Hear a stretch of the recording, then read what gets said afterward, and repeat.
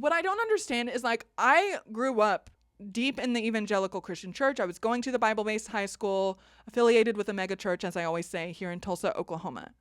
And a lot of the messaging that I received in Bible class and lectures, etc., was about having a small government, right? Because, you know, that's part of the conservative values that were touted, and part of the religious indoctrination was political indoctrination. They went hand in hand for me and for so many millions of Americans around the country, of Americans around the country.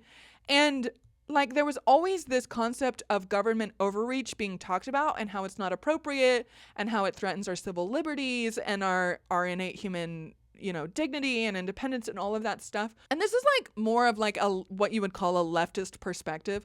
I don't understand how, like, there's definitely the argument to be made that people supporting the Democratic Party as if they have the a more moral standing than the Republican Party, like, at the end of the day, you're still feeding the machine that is corporate political corruption, and the corporate powers are funding both the Democratic and the Republican Party. And like, yes, they're obviously, like, the Republican Party is more fascist. It is more controlling of, at the very least, on social policies. That aside, like, in this house, it's so funny. Some of the people who will hop in my chat and in my comment section and say, well, the Democratic Party isn't great either. And I'm like, yeah, I know. I literally fucking always say this. I don't like the Democratic Party. I don't like the bi-party system in general.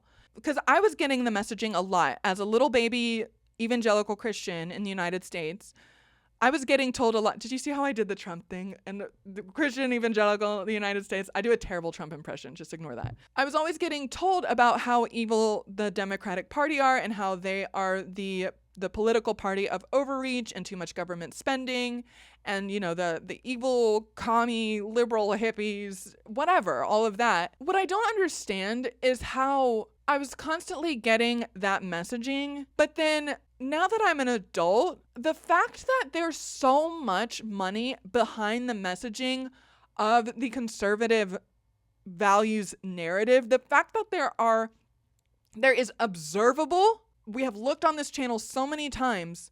Oh, fuck, I'll bring it up again. Good goddess. There is observable manipulations by mining the data. Now that we are in the digital era, I've talked about this extensively, but I'm gonna bring it all together. We know that the Republican Party and its conservative ideology narrative has intentionally and observably, when I say observably,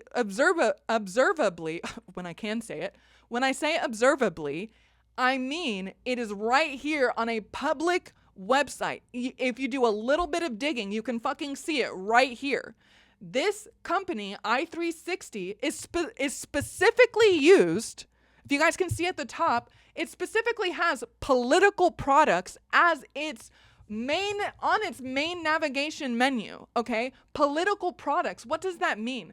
Do you see voter consumer data? Do you understand that now that we have been digitized, fuck all of the information. I'm not talking about all of the information silos and how our algorithms are just echo chambers. It is worse than that. It is worse than that, because our data is being mined, and we know that corporations and companies have access to our data. Like, I don't trust literally any terms of service that I've ever agreed to. You know, it's just part of being in a very Orwellian, surveillance-oriented society. But it goes even worse than companies knowing our buying habits, our spending habits, when we spend money, how we spend money, etc.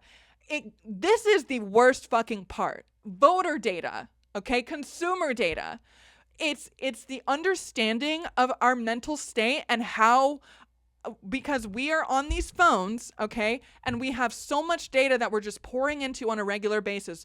Our data our data like profile, the essential like copy of our mindset whenever we're scrolling, whenever we're spending all of this time, whatever we're giving the most of our attention to, our phones are absolutely calculating that and then sending it out, right? And sending it out first to corporations and companies who can profit from us by sending us more specifically targeted ads, or if ads don't work for us, you know, they're still affecting our feeds and our algorithms, and the consumer-based data is being used so that they can profit. So yeah, that's happening. But worse than that is the voter data. The fact that we are in these in these digital ecosystems that allow political parties or candidates running for office to go to a company that is widely available online, front and center homepage, saying, hey, we will sell you not just an understanding of the voter data of, like, you know, maybe this specific district in your state where you are running for office. We will also tell you how they can be manipulated to vote in your fucking favor. You're telling me with all of this information out there, with the case studies on the home fucking page saying, look, our work with I-360 proved to be the difference.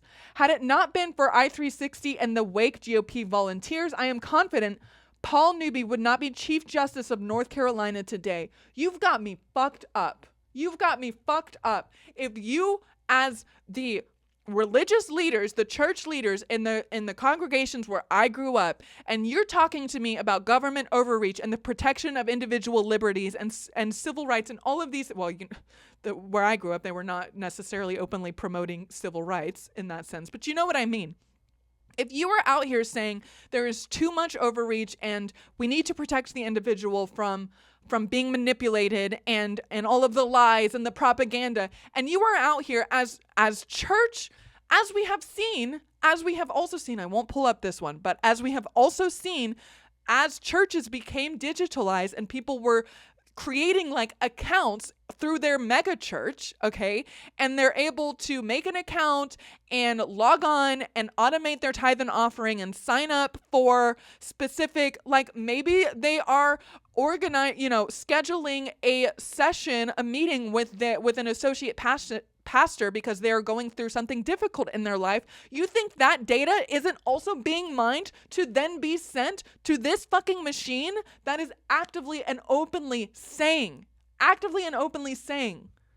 that they are using all of the data that they can get from consumers and voters to manipulate them so that these leaders can be in power.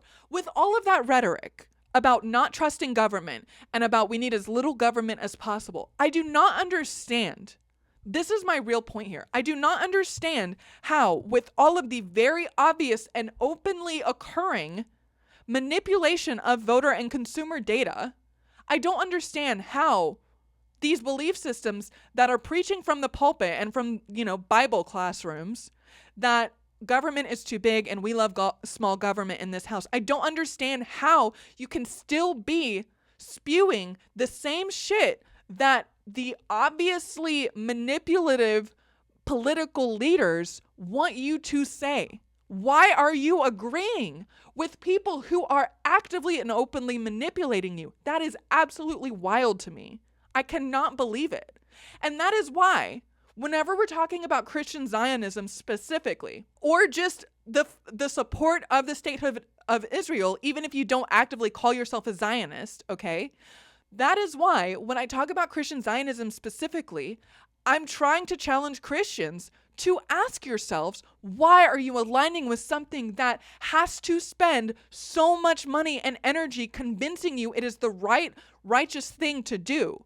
Okay? Because if all of this money is behind it, whenever there is that much fucking money behind literally any movement, why are you trusting it? Why are you trusting something that has so much power behind it? Because you have to question, you have to be critical of why it has that much power in the first place.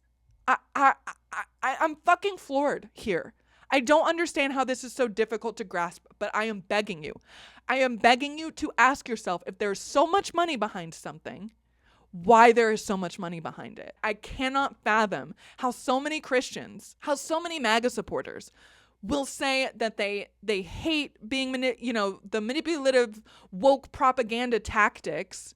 Meanwhile, they are just absolutely swallowing up all of this bullshit that is specifically manufactured to keep them disempowered, to keep them in line so that the people in power can be voted into office over and over and over again. It makes me sick.